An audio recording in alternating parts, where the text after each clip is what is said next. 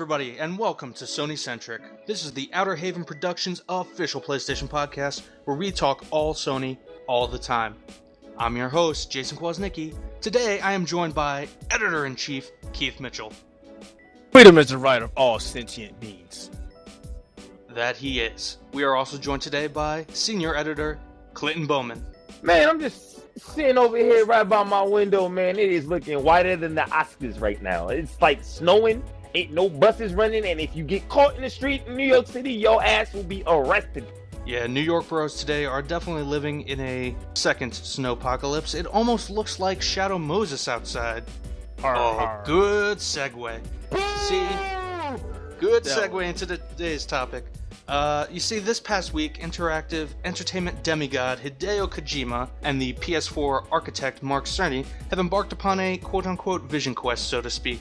The two are seeking to learn about the biggest and best in the world of tech and entertainment, meeting up with well-known personas like J.J. Abrams, and taking a tour of Sony's first-party studios so that Kojima can see what PlayStation already has in its arsenal. I thought it was... Yeah, I know. I thought GameSpot had a pretty good article up there too about how this is also somewhat of an existential journey for Kojima, as he put out a tweet earlier this week asking fans whether or not he should shave that beard. As we're all men on this podcast here, Shave the beard. We're all men here. We know how personal beards are. So for him to put it out there in public like that, he's going through quite a bit of a personal journey here. You know, now that he's not a Konami. This guy's going through changes, and I think he's got to decide, where his life's headed. But in light of all this, let's talk Kojima. We're going to be talking a lot of Metal Gear on this podcast. We're going to talk about some of the older entries, our favorites, for the Phantom Pain, and we're also going to be talking about what Kojima will be doing for Sony going forward. But first, let's kind of take a retrospective look at Kojima's library. I know there are other series that he's worked on, Zone of the Enders, other things to take care of his little mecha fetish. But Metal Gear, that's what we're going to focus on. That's what everybody knows him the most for. Older entries and our favorites. Let's start with you, Keith. What things stand out the most to you from past games? We're going to start before 5, because 5 we're going to dedicate some special time to. But prior to the Phantom Pain, what would you say is your favorite entry or the one that stood out the most? What stands out to you about it? Why do you love it so much? So talk. Let's get talking. To be fair, I've played just about every Metal Gear Solid game out there. I mean, I cut my teeth on the original Metal Gear back on Nintendo days. Played up from there. If you're asking, because I've been playing it for quite some time, and even though we're strictly focused on Metal Gear, I also am a big, huge, super colossal fan of the Zone of Enders, because I am a huge mecha fan. But if we're talking just Metal Gear, it would have to be a tie between Metal Gear Solid 2 and Metal Gear Solid 4. Interesting.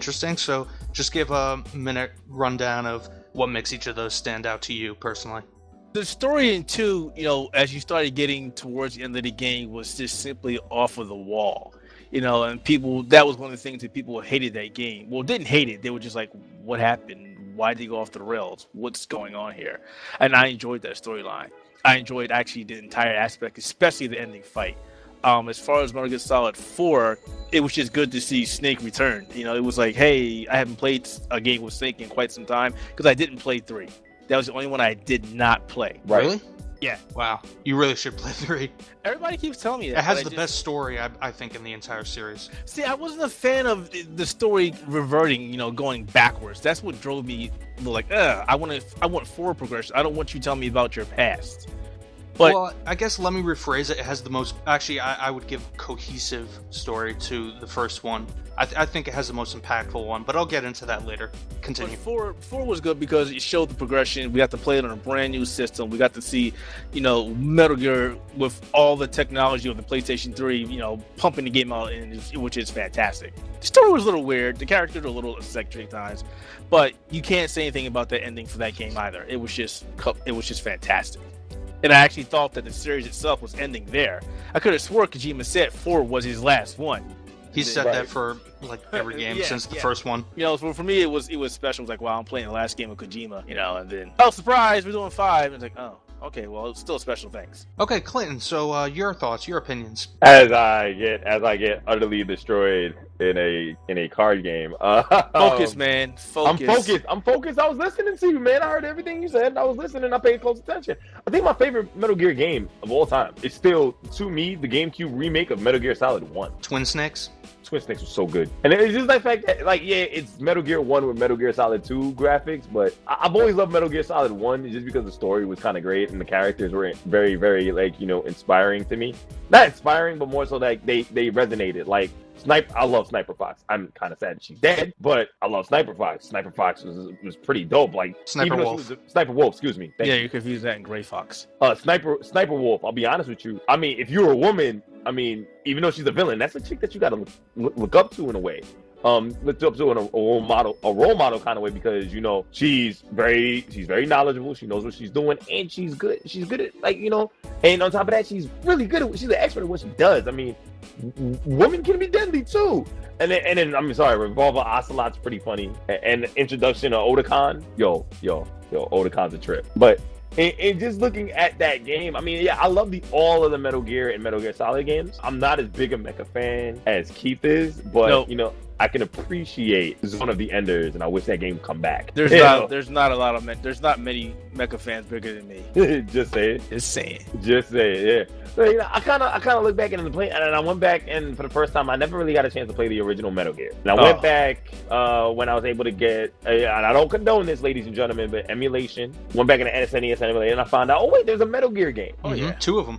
And I know there was one that came out for the Sharp MSX, I think it was. You're dating yourself now. Yeah, but I didn't play the second one. I only played the first one that came out for the NES. And I was like, wow, this game is hard. They were hard. Game is fun. They were very hard this when game it first is came fun. out. And, you know, now that the series has kind of come full circle, they also, story-wise, have become a lot more relevant, especially if you... I'm not going to spoil it, but if you beat the Phantom Pain. I mean, dude, it's war. It's corruption. It's all of that. It's basically what's going on. It's basically what's going on now. 4 was the same way. 4 got into the politics the same way. Yeah, keep in mind, I think, if I remember correctly, isn't the Phantom Pain set either recently or like in like 70s somewhere? 1984. And then 80s, so like 3 years before I was born. Yeah, that's when politics really started to get into war. Well, I have to agree with a little bit of what each of you said. Like you, Clinton, my favorite character in the Metal Gear universe is also a female, except it would be Big Boss, the original Big Boss. OG Big Boss? Or I'm sorry, not Big Boss, the Boss. The original boss from Snake Eater, who is kind of the Maltese Vulcan of the entire game's story. It's pretty much yes, it's a very deep cut reference. I doubt anybody listening to this podcast will get it. But she's the objective of the entire game. As the original Naked Snake, you're trying to kill her, and there's a lot of tension there because they did have a mentor-mentee / implied lover relationship. It was kind of weird, but it had a huge impact at the end of the game. I think Snake Eater, the most impactful story of any of the games. But in terms of my favorite, I have to go with 2. Purely for nostalgia's sake. It's the one I remember playing the most, for the first time, that is. A lot of people give it shit because, spoiler alert, mute your speakers real quick for the next 10 seconds. You only play a snake for like the first hour of the game. Oh my god! Spoilers end. The game. Oh my god! But I think Raiden was, granted, a lot of this is in retrospect because Raiden becomes such a badass character in Metal Gear Solid 4. Yeah. One of my favorite characters in Metal Gear Solid 4. But Raiden wasn't a terrible character. Yes, the story, like you said, Keith, gets a little meta. A little, but that weirdness is a large part of the charm. I love Fat Man, dude. Fat Man's an awesome character. If you don't remember him, he's the big fat guy who throws bombs around, rides around on rollerblades, and drinks wine. He's an awesome character. He was only in that one game, but I love Metal Gear Solid 2 for its zaniness, its weirdness. It was such a historically important game for all the shit it introduced. not just into the stealth genre, but just action generally, the way it used the PS2. I actually put up an article recently on the site about it for Bring It Back. So go read it there for, my full fleshed out explanation as to why it's my favorite in that regard. Shout out to the Mick Foley cheap plug. Yeah, exactly. But overall, I think each of the games from 1 to 4 did something unique to it the best. So I think 1 had definitely the best story. I think 2, the gameplay was the tightest. The level design was the best. 3 definitely had the most impactful story. And, 4 had obviously the best production values. It did a phenomenal job of sending off Solid Snake. I had some of the greatest cutscenes, I think, period, in gaming. Right. Especially if you follow the series. So they all did something great in my opinion. I just love 2 for the gameplay and for the weirdness. Now that the dust has settled, when the Phantom Pain came out back in, what was it? It was September, I believe. There was a lot of drama going on at the time with the whole Konami versus Kojima stuff. And it kind of, to an extent, it overshadowed the game, even though the game did get a lot of praise. Now that all that dust has settled, where do we think Phantom Pain fits in? Does it measure up? Some people have been calling it the best in the series to this point. Do we think it's really all that? Keith, we'll start with you. I definitely wouldn't say it's the best in the series. I'm still very if I was to compare it between 4 and 5, I would probably still say 4. I'm not a huge fan of the game. I do enjoy it, but I have an issue with the fact that it's. Of course, you're not a full fan. Shut up. I'm not that big of a fan of 5 just because of the linear process in the game, the open world. There's just too much you can do. A lot of it is distracting. That's not to say it's a bad game. It's a phenomenal game, but certain games like that, I believe you need to have a linear path. That leads into a lot of people were upset about the narrative. Yeah, well, to each his own. I thought it was handled pretty well. Quote unquote upset about the narrative. I'm like, why? Why would you be upset about the narrative though? I mean, I haven't played the game. I've seen the game being played. I mean, I think it's a really good game regardless. It is. Like, it's just that it's not this game is not going to be everybody's cup of tea because Kojima, I'm going to be honest with you, he got way too ambitious with this game, in my opinion. I think he put all his ideas, everything he wanted to do, and I'm pretty sure he knew this was going to be the end of the road for him, that he just wanted to get it all out there. Put it all out in one shebang, be done.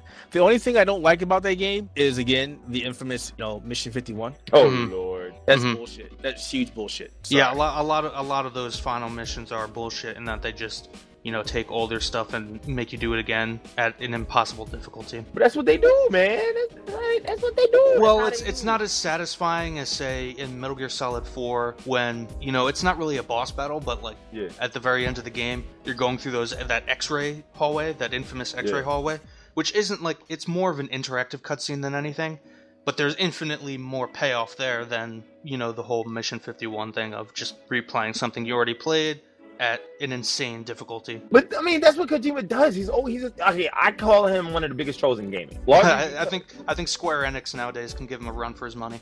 Well, not even Square Enix. I mean, even Capcom to a degree as well. I can do that, but I digress. I mean, he's the biggest troll in gaming, and you have to be honest. There's a lot of reasons. There's a lot of games and a lot of reasons why. You look at Kojima as a legend, but then he'll always throw these little things in there that just basically F with you. No, I agree, and it goes back to the whole weirdness thing that I was talking about earlier. That's why I love 2. But I think he also always brought to the table, and I think this is what made him such a legend, because everybody knows that Kojima is Japanese and loves everything American, particularly American cinema, and he very much brings that cinephile knowledge into his game making process. So even when things get really weird, he makes it pay off, and it just didn't quite pay off in Metal Gear Solid 5, in my opinion. That's just my opinion. I thought where he was going with the story was fine, actually. Yeah. Well, that's where I disagree with Mark. I really do think that, like Keith said, he wanted to pour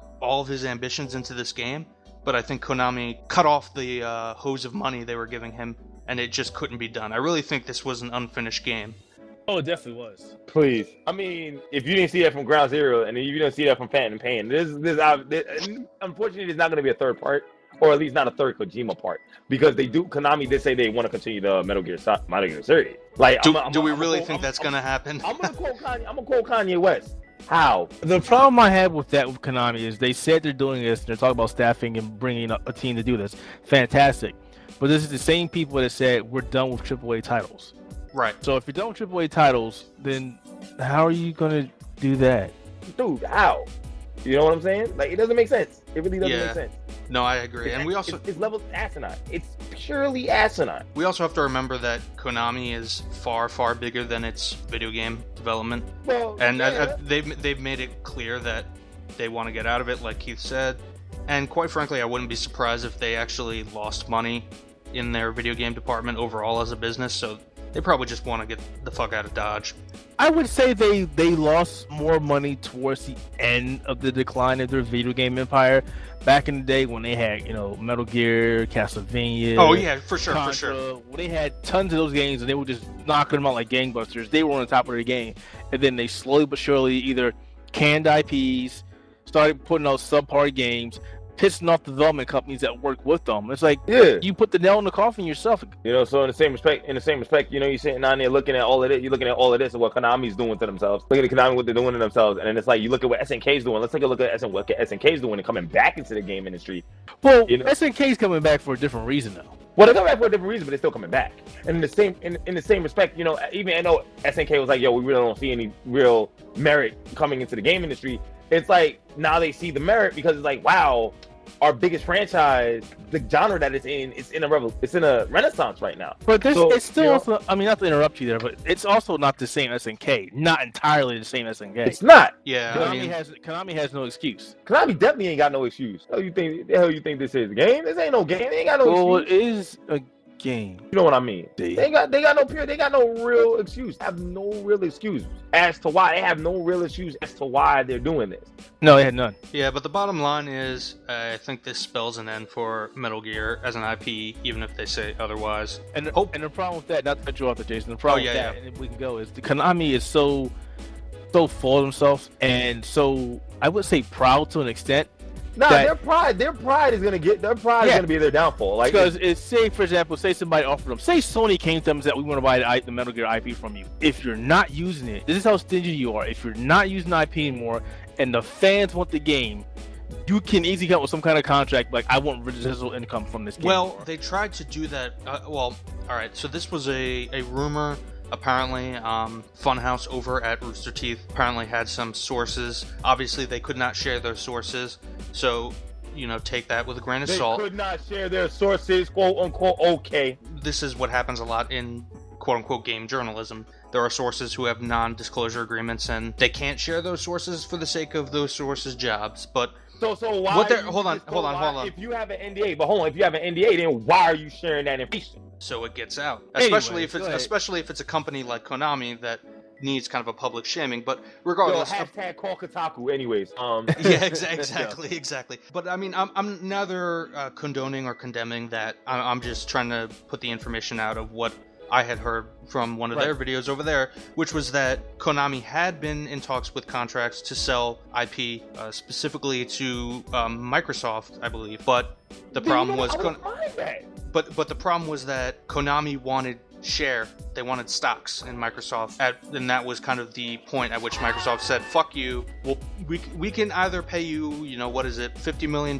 for this IP, or we'll go somewhere else." And Konami refused. They wanted stocks. They wanted shares. Why would you want stock and share in Microsoft? Because Microsoft is a big company, and its money is always going to come to them. Exactly. I mean, this is true, but still, I mean, what?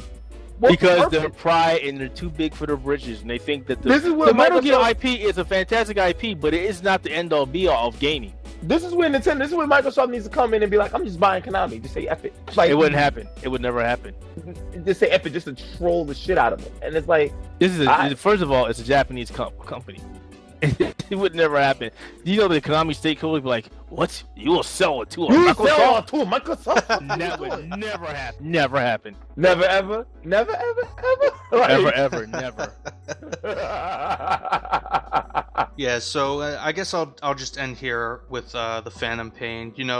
Obviously, as we just said, it looks very likely that Metal Gear as an IP could be a dead IP. Hopefully they won't mismanage it like they have with other IP like Castlevania and Suikoden, where it looks like it's gonna be a dead IP. I'm like, all right. And Contra and Life Force. And Contra and Life Force. Basically, where we see very few release, not new releases, but like ports. It could, for some of those IP, like especially Suikoden, it became very hard to play those games, the older ones. For like Suikoden 2, you had to pay $300 on eBay to get an original PS1 disc before Sony finally was able to get the rights to put it on the PlayStation Store online. I'll be honest with you. You look at it. I mean, the only other IP that Konami actually has is Pro Evolution Soccer at this point. That's the only IP they're looking to keep up. Right. Like, you know, well, it's got global sales. You still got Yu-Gi-Oh. And Yu-Gi-Oh. Well, Yu-Gi-Oh will always make the money, and Yu-Gi-Oh, they don't even need to put out another game for that because they can still put out cards. Like, that's the thing. You know, Pro Evolution Soccer, you know, the last one that came out, they said it wasn't going to come out with another Pro Evolution Soccer. They came out with PES 16 in September of 2015.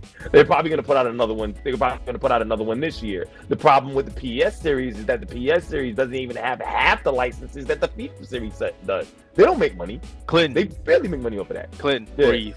Breathe.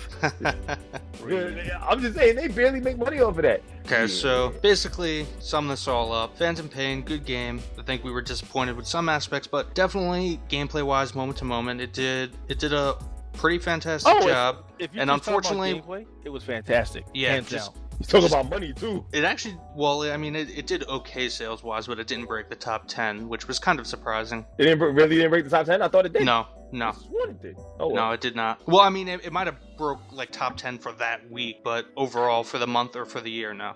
Is this top 10 sales, and was it just consoles? Yeah, this was NPD for console. You know what probably hurt that? Honestly, just think on the PC front, their sales that they did, not the actual sales, but the promotions. Because remember, NVIDIA puts out those big promo deals now. If you buy a video card, you get X game for free. Right. I know they sold a shit ton of those for Metal Gear. Right, exactly. Oh, yeah. Because everybody went in. Hell, Josh got Metal Gear 5. And that was money that they didn't see because they already sold the keys to NVIDIA for a price. Mm-hmm. Either sold or just supplied. Yep. And it's unfortunate. I mean, despite the sales, I think we can all agree it was a good game. Unfortunately, we will never see another Kojima Metal Gear. I don't think we'll ever see a Metal Gear, period. But hey, we might, Konami could come to their senses, or somebody will buy the IP, or they'll sell it. Never say never.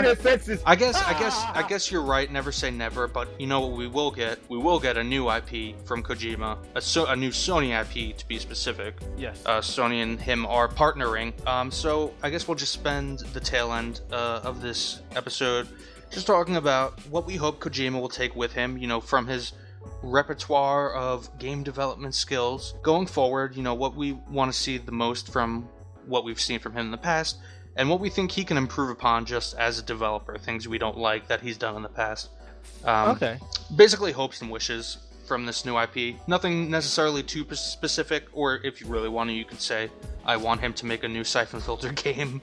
I don't know, but... Wow. Why does that game keep getting mentioned on the cast as a... Because of the Sony Ben stuff. What game? Siphon Filter. Siphon Filter. You said that last time. Let's switch it up this time. Clinton, what do you want to see? What I want to see from Kojima? Sony? For his new... An actual good game. I'm kidding. Wow. I'm kidding, obviously. You just pissed off a lot of people. That's what I do.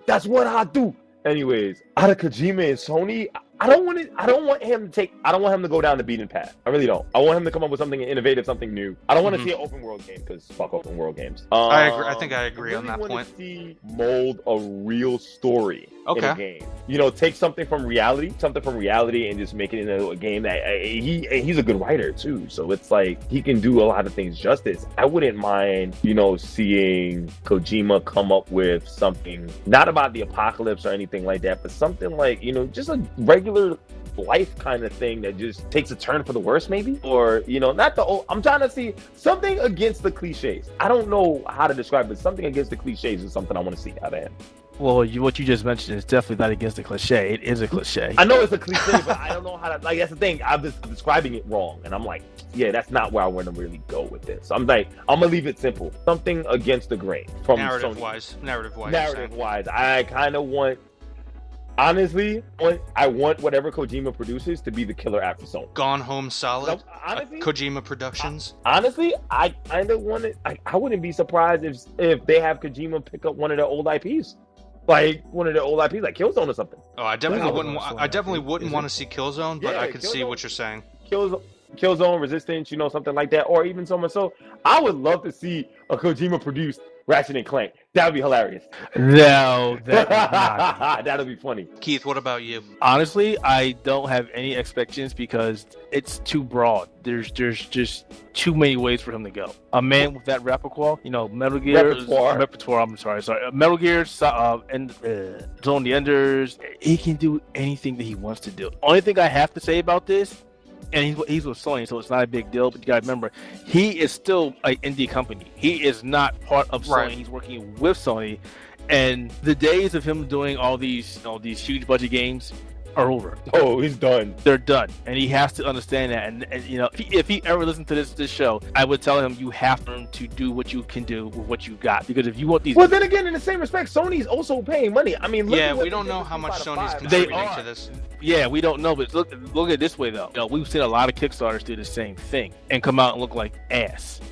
I'm not saying it's going to look like ass. I'm saying as an expectation going forward, yes, you're working with Sony right now, but who's to say next time around you will be working with Sony? Hell, for all you know, the new game could come out, it could be terrible, and Sony's like, yeah, this is not working out.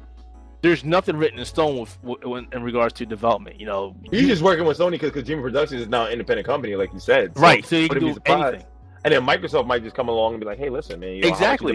He can work anybody. So it's pretty much whatever they want to do. Or they could not make it and not stay afloat and dissolve. Honestly, anywhere Kojima goes would be like, it would create a killer app for the platform that he's working on. It would. Well, see, you're giving us expectations. We don't know that's based on his track record. I mean, based on his track record. You can say it as well, but then we got other people, people who left Capcom, who had a legacy at Capcom and working on. Oh, look at Keiji Inafune. He's making a giant exactly what I was talking about. Exactly what I was talking about. Mega Man. We owe him Mega Man. He gave us Mega Man. Fantastic, could do no wrong. Left Capcom, and it's what the fuck are you doing? Well, Mighty Number 9 is supposed to come out when? I think February finally. It's a mess, and that's what I'm getting at.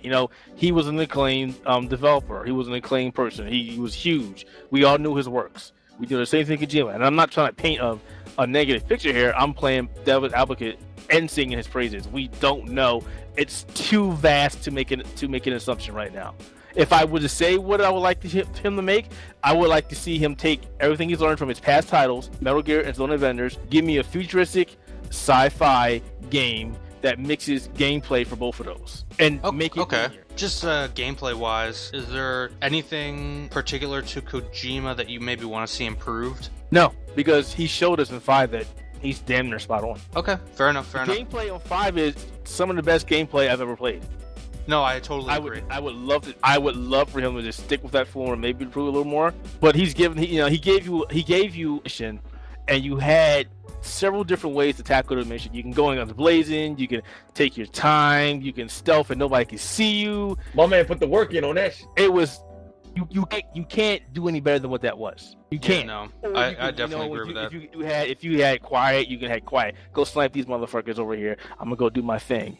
Or we're gonna flank them and shoot them over here, and then shoot them over there, and they're like, where are they at? It was some of the missions I just went there and just did that, just for like sniper, and then shoot them. Have my guy shoot them. It's fantastic. Oh, you did that to say where they at, dude? Where they at? I can't see where they at, dude? And while Quiet's taking their attention, walk up and just do a melee kill on them. Yeah. No, I definitely agree. I loved how. So, yeah, I can't speculate on that. I loved how Metal Gear Solid 5 kind of was a sandbox, like basically take everything that was ever done in an 80s action movie and throw it into this semi-realistic world with crazy anime robots and stuff, and let you go loose. And I agree that I would love him to just continue that style for the next game. I kind of just want more from him. I just want to continue that zaniness, those same cartoon characters, and some kind of crazy, action movie world. It doesn't even really matter to me what the setting is. It's why I love him. As long as it's action. As long as it's mindless action. Well, not mindless. Not mindless, but like, but zany. You can get some of the zany action that's going on, you know what I'm saying? Hey, does that mean we'll never get another Metal Gear Revengeance? Yo, is that a good thing or a bad thing? I mean, the game was decent. I do like the for Senator. what it was. For what it was, Senator was a badass. No, for what it was, I thought Revengeance was pretty good. But yeah, like something along those lines, I agree. Okay, well, folks, I think that's going to do it for us. Let us know what you think about Kojima's legacy or his future in the comments. This has been SonyCentric, the Outerhaven Productions official PlayStation podcast. If we did a good job, like this video, and subscribe to the Outerhaven Productions over on YouTube for more content. As always, I'm Jason Kwasnicki, and I was joined today by Keith Mitchell. Oh, you want me to say something? Hi, goodbye. Yeah, we're saying goodbye, Keith. God damn it. Goodbye. This is always where we fall apart at the outro. You know what? Here we go. Now it's time to say goodbye to all our family. MICKEYMUSC. Happy now? Shut up. Yeah, that's I'm satisfied. Shut up. We have Clinton here, Clinton Bowman, the navigator. Yo, Kim got me tripping, man. Yo, we'll see you next week. Peace. All right, peace out, everybody. This has been SonyCentric.